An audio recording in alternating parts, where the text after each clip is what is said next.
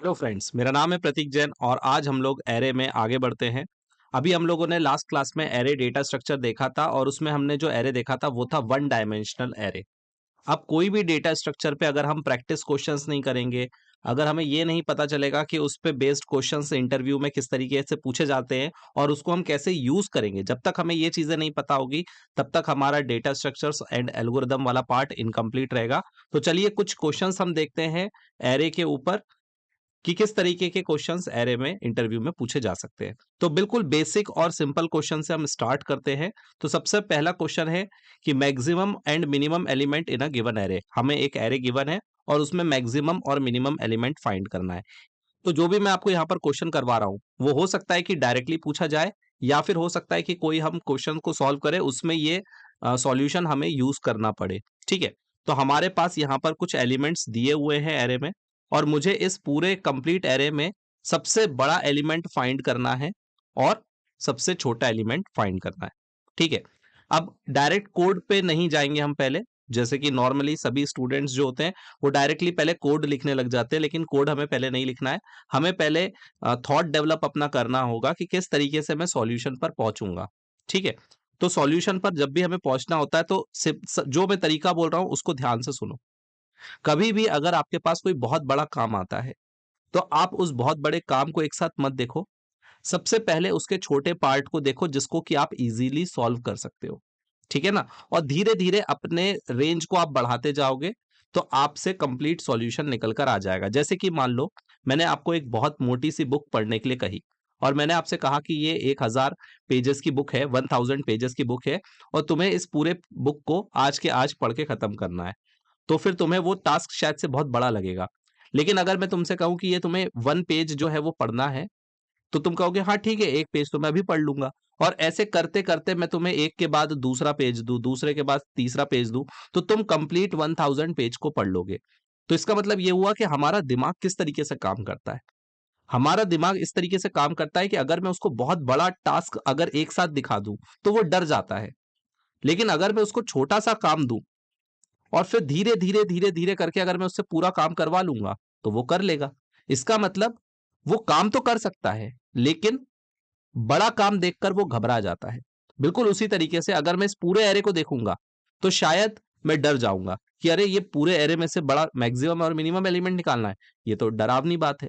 लेकिन मैं अगर कहूं कि सिर्फ मुझे ये बताओ कि ये जो एक इंडेक्स दिया हुआ है, ये जो सिर्फ एक एलिमेंट दिया हुआ है, इसमें मैक्सिमम या मिनिमम एलिमेंट कौन सा होगा।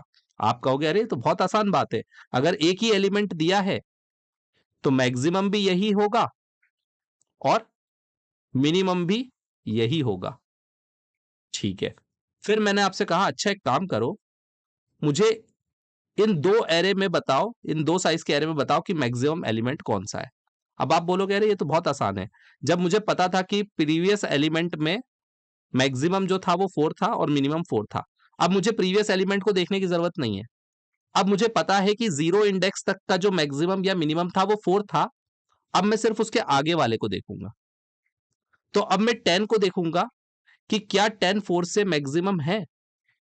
इफ अब मैं चेक करूंगा कि इफ जो अभी वाला जो मेरा मैक्सिमम है, जो अभी वाला जो मेरा मैक्सिमम है, क्या वो छोटा है अगले एरे के इंडेक्स से, क्या वो छोटा है इससे। अगर वो छोटा है इसका मतलब ये हुआ कि जिसको मैं मैक्सिमम मान रहा था वो मैक्सिमम नहीं है। ठीक है ना, मतलब कि मैं सोच रहा था कि 4 मैक्सिमम है, मैं सोच रहा था 4 मैक्सिमम है, लेकिन जैसे ही मैंने 10 को भी देखा तो मुझे पता चला अरे नहीं, 10 मैक्सिमम है। तो हम इसको अपडेट कर देंगे। और मिनिमम, मिनिमम तो अभी भी 4 ही है क्योंकि 10 जो है वो बड़ा है। ठीक है, तो इसका मतलब मुझे ये पता चल गया कि अगर मेरे एरे का साइज अगर 2 है तो उसमें मैक्सिमम वैल्यू 10 है और मिनिमम वैल्यू 4 है। मतलब अब मैंने दो साइज के एरे को सॉल्व कर लिया है। अब मुझे इसको देखने की जरूरत नहीं है। अब मैं अपने एरे का साइज बढ़ाकर कर देता हूं 3। 3 साइज का एरे को अब मैं देखूंगा। अब अगर मैं 3 साइज के एरे को देखूं तो अब मुझे प्रीवियस दो एलिमेंट को देखने की जरूरत नहीं है क्योंकि मैं उसको ऑलरेडी देख चुका हूं। अब मैं सिर्फ अपने नए एलिमेंट को देखूंगा 5 को कि क्या ये मेरे मैक्सिमम से बड़ा है क्या। नहीं, ये मेरे मैक्सिमम से बड़ा नहीं है। क्या ये मेरे मिनिमम से छोटा है क्या? क्योंकि मुझे तो छोटे एलिमेंट की जरूरत है और बड़े एलिमेंट की जरूरत है। तो ये मेरे मिनिमम से छोटा है क्या? नहीं। इसका मतलब ये हुआ कि अभी तक अगर मैं 3 साइज का अगर अपना एरे ले लूं, तो अभी भी मेरा मैक्सिमम एलिमेंट 10 ही है और मिनिमम एलिमेंट 4 है। मतलब अब मैंने 3 साइज का एरे सॉल्व कर लिया है। उसके बाद अब मैं अपने एरे को और बड़ा करूंगा और अब मैं 4 साइज के एरे को देखूंगा और अब मैं चेक करूंगा कि नया एलिमेंट मेरे पास आया है 2। अब मुझे पुराने एलिमेंट्स को देखने की जरूरत नहीं है, क्योंकि अभी तक में कौन मैक्सिमम है 10 और कौन मिनिमम है 4, ये मुझे पता है। अब जो सिर्फ मेरे पास नया मेंबर आया है, मुझे उसको देखना है कि ये जो नया मेंबर आया है, क्या ये मेरे मैक्सिमम से बड़ा है? नहीं। क्या ये मेरे मिनिमम से छोटा है? हाँ। अगर ये मेरे मिनिमम से छोटा है, तो अब मैं इसको अपडेट कर दूंगा और इसको कर दूंगा 2। तो आप देख रहे हो कि धीरे धीरे मैं अपने सॉल्यूशन पर पहुंच रहा हूं। मैं अगर डायरेक्टली पूरे एरे को सॉल्व करने के बारे में सोचता, तो शायद से मुझे सॉल्यूशन बनाना मेरे लिए मुश्किल होता।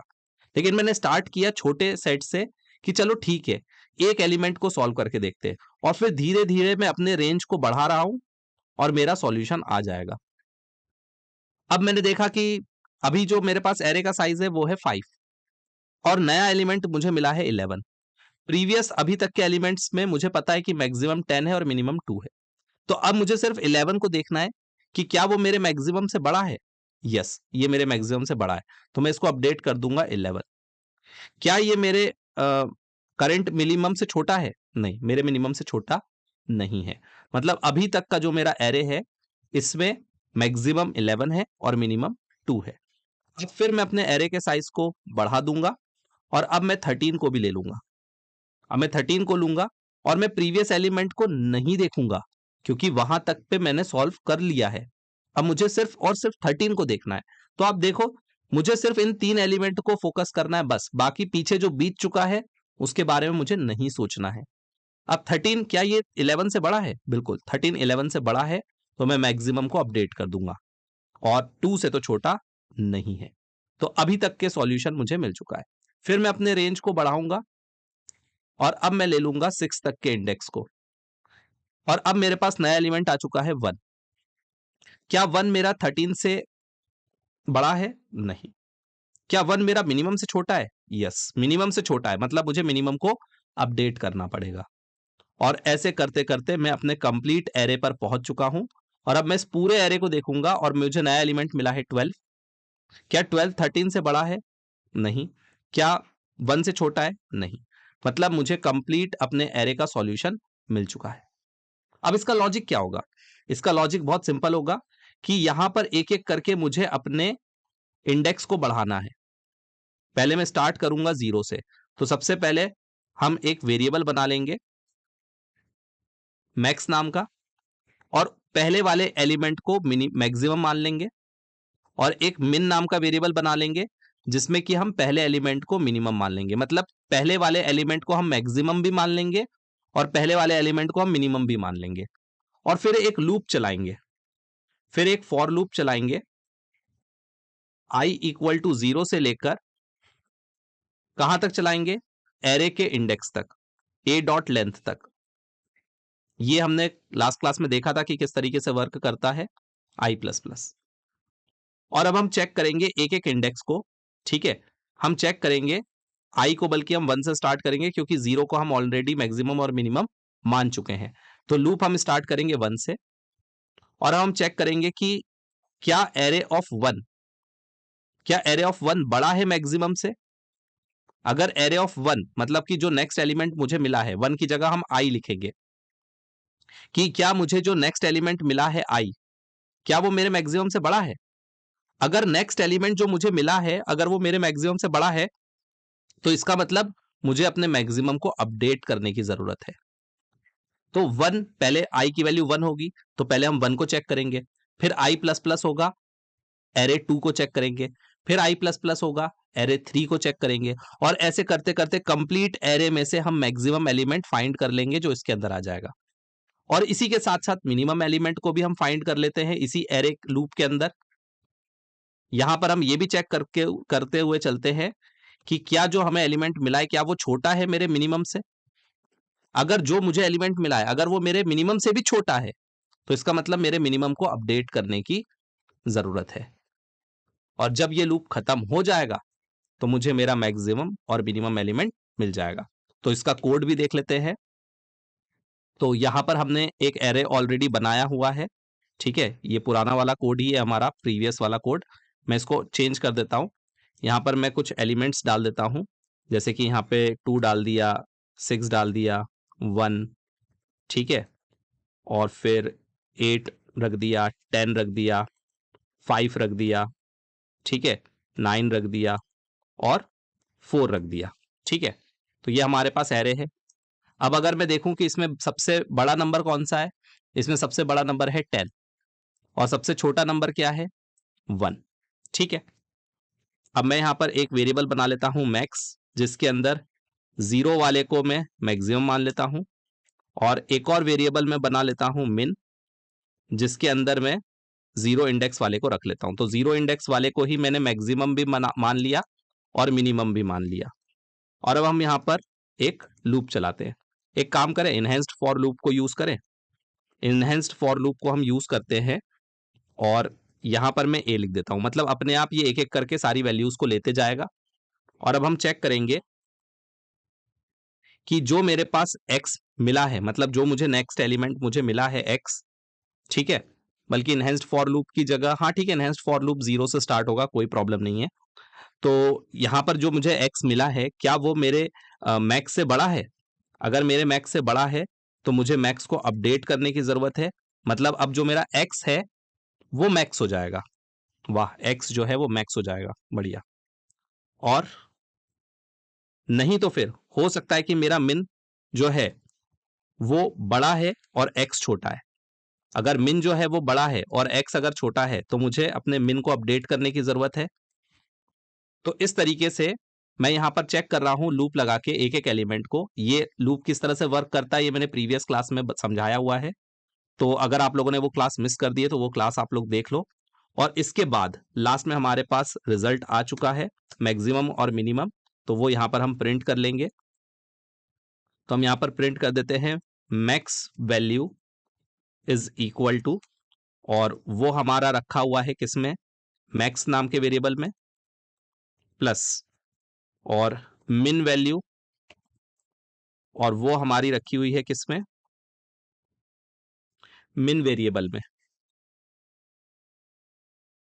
ठीक है। दैट्स इट, बस हो गया।